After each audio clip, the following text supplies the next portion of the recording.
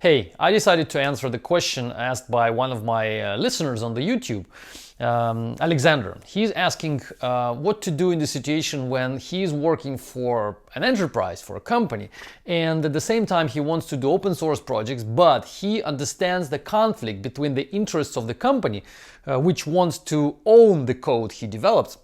At the same time, he wants to own the code by himself and wants to keep it open source, and it's an obvious conflict that the company will definitely ask him to keep the code in, even if in open source, but in the repository, let's say on GitHub, but in the repository which belongs to the company and the company controls it.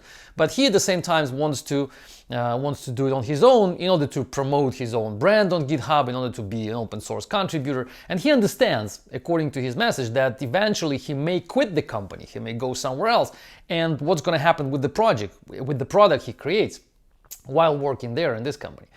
It's an interesting problem, and then he summarizes this message with the concern that the company doesn't want to be dependent on something which belongs to somebody who eventually may quit the company. Like, put yourself into the shoes of a company's manager. Your product is using something which is made by a programmer who eventually may go somewhere else and work for your competitor, for example. That's a risk. It's definitely a risk because you don't know what's going to happen with this product in the future. Maybe that person will continue supporting it and may continue, having it open in open source. But maybe it will not happen. Maybe that person will change his mind when a different company recruits him.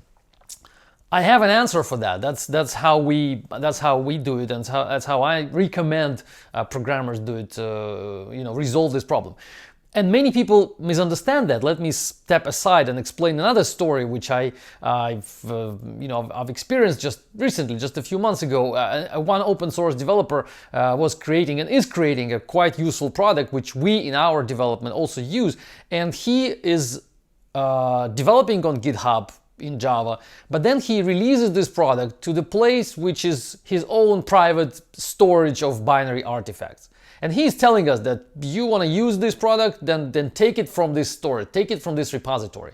This is the binary, this is the jar archive, so take it from there and use it. And I'm recommending him, I'm telling him that you have to release to a public storage like Maven Central, for example, where we as a company can be sure that there's no possibility for you in the future to delete it from there. So we want to see your artifact in an immutable storage, in immutable repository. And Maven Central is immutable. At least I don't know how it's possible to delete anything from there. It seems to be immutable storage. So once you release your stuff there, then it stays there forever. Forever means even if you decide to stop supporting your project, even if you if you decide to stop maintaining your code and you walk away and you work for a competitor, the version which we depend on right now will still be there and we still can use it from there. Even without you, even with your changed attitude to the project and to us maybe. So getting back to the original question of Alexander is, what do you do in this case? You just demonstrate to the company that even though your project is yours, it's open source, but you release it to the immutable storage where the company can take it from and depend on it and be completely independent from the author of the product. So that's the key component, the immutable storage. Without that, of course, it's a risk. You put your code on GitHub, we depend on it, we use it, and then eventually in a few years you just decide to drop your project, to delete it, and then what do? We'll lose the code, we'll lose the access, we'll lose everything. So we need some third party, which is not us and not you, where your code is stored in the compiled form. Not in the source code, because it's difficult to be dependent on the source code, because the source code may not work eventually. But if we know that there's a compiled code, the binary artifact is on Maven Central, then we just depend on it and we completely break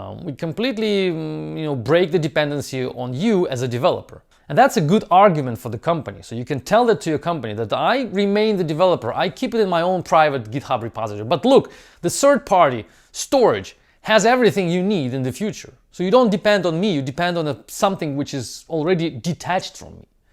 That's a solution, I think. Unfortunately, not all languages, like for example, Ruby Gems is a storage where you put also your stuff, but it's not immutable. So I can easily delete something from there. And that's, I think, is a mistake made by the designers of this storage.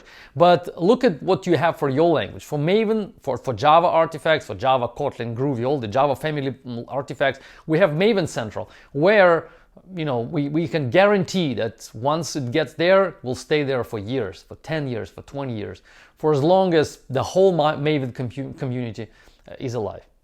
So that's my solution. Try it out. Thanks for watching. Stay tuned. Bye-bye.